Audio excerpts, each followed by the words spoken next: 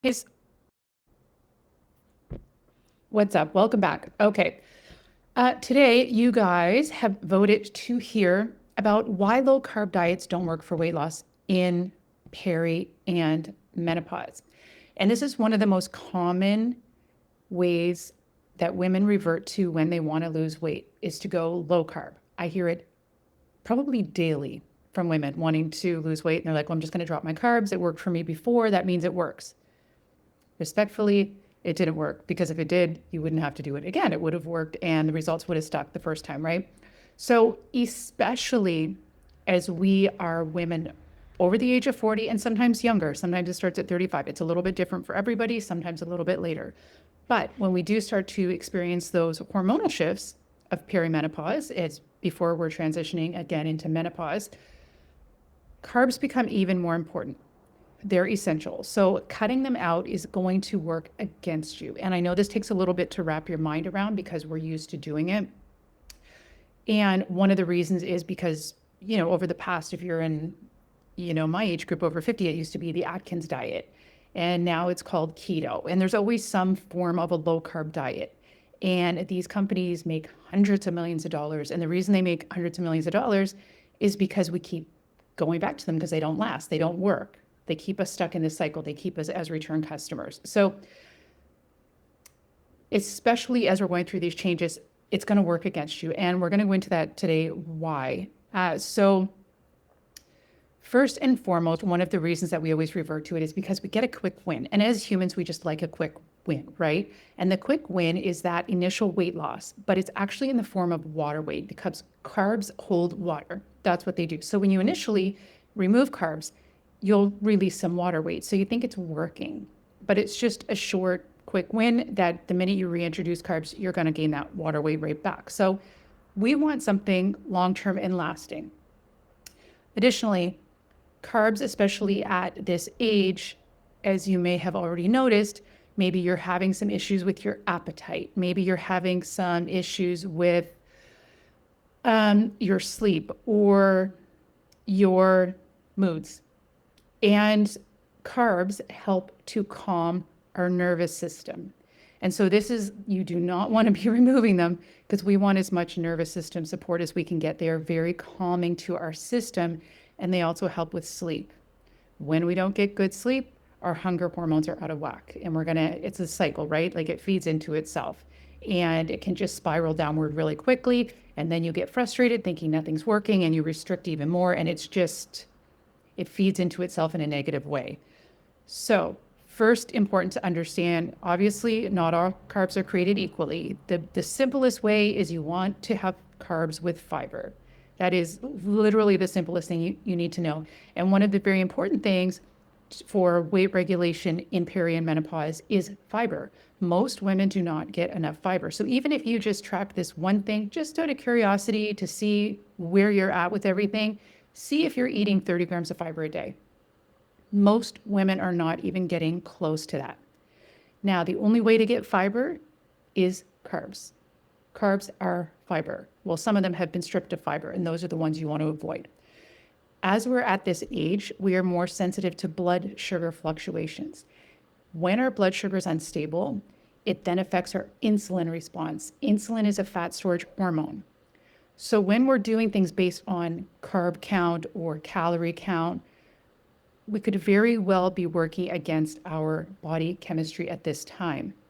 We want to eat in a way that stabilizes blood sugar, because if you're not stabilizing your blood sugar, you're getting an insulin response, and that's telling your body to store fat. So even if you're eating low carb, you could still be not only not losing, but gaining, because we're not stabilizing our blood sugar and getting the proper insulin response.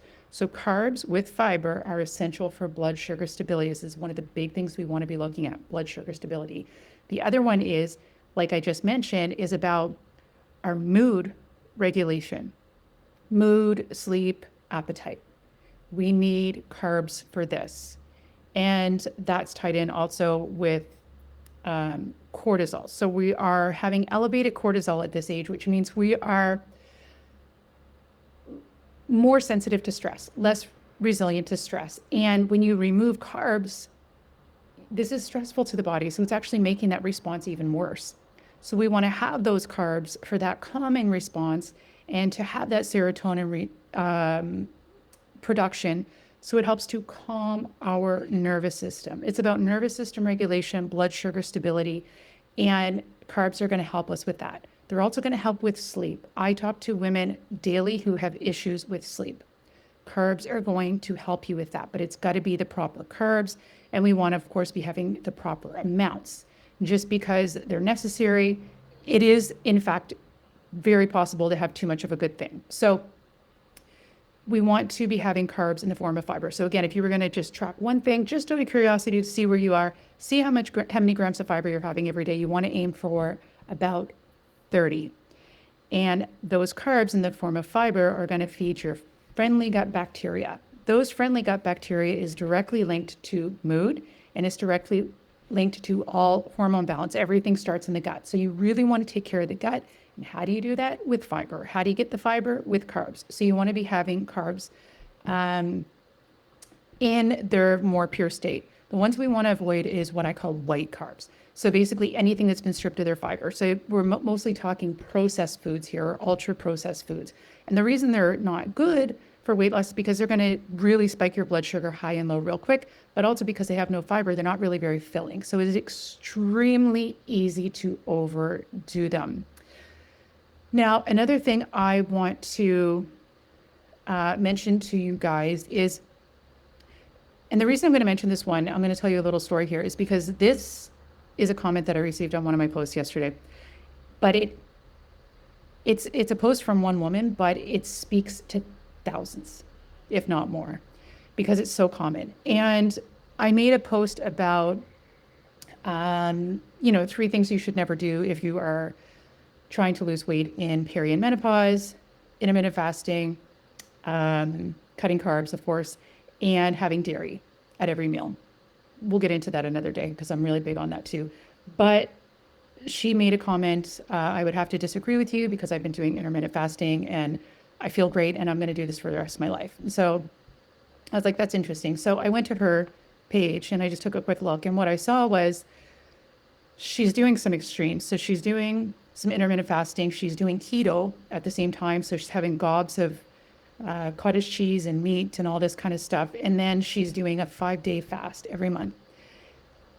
This is the kind of stuff I see all the time. And I myself used to be like this many years ago, on and off, doing all the extremes and thinking this new thing is going to work and it's working initially and I feel great. And also she said she's going to do this for the rest of her life.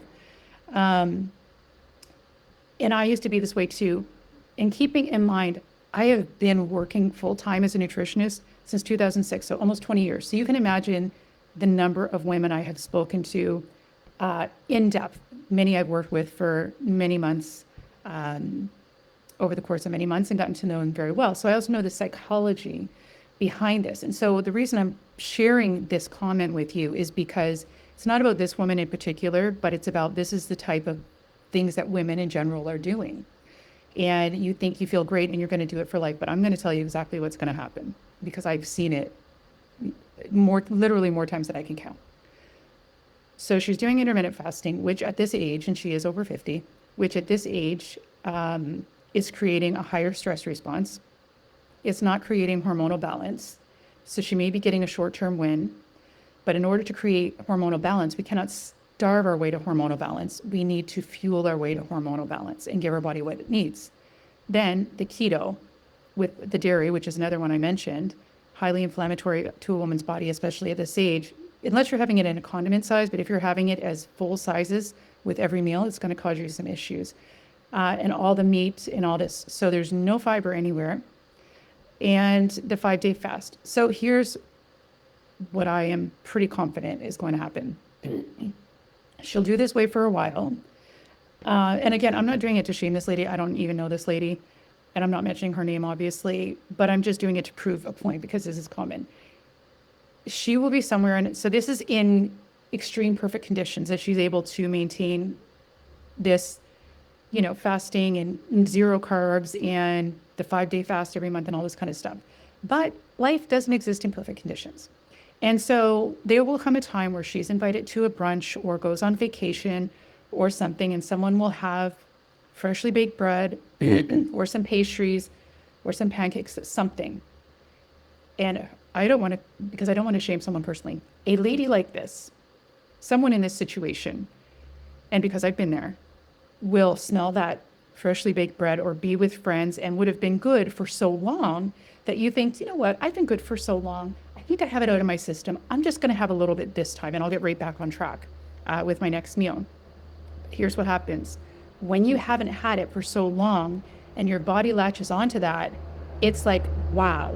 And then it starts a process that you crave more, and you crave it strong. And so then you say, okay, I'm just going to have a little bit more. Then you'll have some more the next day, but I'm going to reel it back in and get back to my perfect conditions the day after. And then the cravings are so strong because your body needs them, but your body's not necessarily craving the healthy ones. Your body wants a quick fix, and the quick fix is the one that doesn't have any fiber. And so these are going to start messing with your blood sugar and your insulin response. And very, very, very easy to overeat, especially when you have deprived yourself of them for a long time. And so now you're going to go on a spiral. Then by 5-6 days later, you're fully eating them again. And you're like, I'm going to enjoy it now while I can because I haven't had them in so long. But I know that worked for me before. So I'm just going to get right back to that on Monday and I'll get right back on track again. Here's the problem. And comment at me if you've ever experienced this, because as women in our 40s, 50s, 60s, there's a high probability that you have experienced something similar in your life. Once you get off that strict path and you have those cravings and your body's getting it for the first time in a long time, it is really hard to reel that back in and get back on track. And so then generally what will happen is you will keep going for 3, 4, 5, 6 months, gain the weight back. Maybe you're gaining 30 or 40 pounds back because now you can't control it. And it's like this strong physiological, there's nothing wrong with you and your willpower, but it's very difficult to fight against these strong cravings. And so then you say, screw it. I'm just going to go enjoy it. I can't live that restrictive lifestyle anymore. So I'm just going to embrace the extra weight and I'm just going to accept it for what it is. And now you've gained 30 or 40 pounds over the course of, let's say, 6, 7, 8 months. I don't know. So you gain the weight back. But then you hit a point where you get frustrated again. And you're like, you know what? This has gone on too far. I'm not dealing with this anymore. I'm going to get back on track. And then to get back on track, you do the thing that worked, that you think worked before, which was the super strict keto, intermittent fasting, all this kind of stuff, because low carb, because it worked before, but it didn't because it sent you and set you up to go into this spiral. So a lot of this, when it comes to weight loss, is there's some mindset adjustments that need to be made here. And one of the first ones is understanding that carbs are not inherently bad. Certain types of carbs are very, very, very good for you and essential for hormonal production, for mood regulation, for appetite regulation, to help get rid of food cravings, to balance your blood sugar. They're essential. And when you eat them in the right way and you have the proper ones, those are going to help you regulate your appetite so you don't feel the need to go off on a binge and you don't have all these crazy cravings that are very difficult to suppress.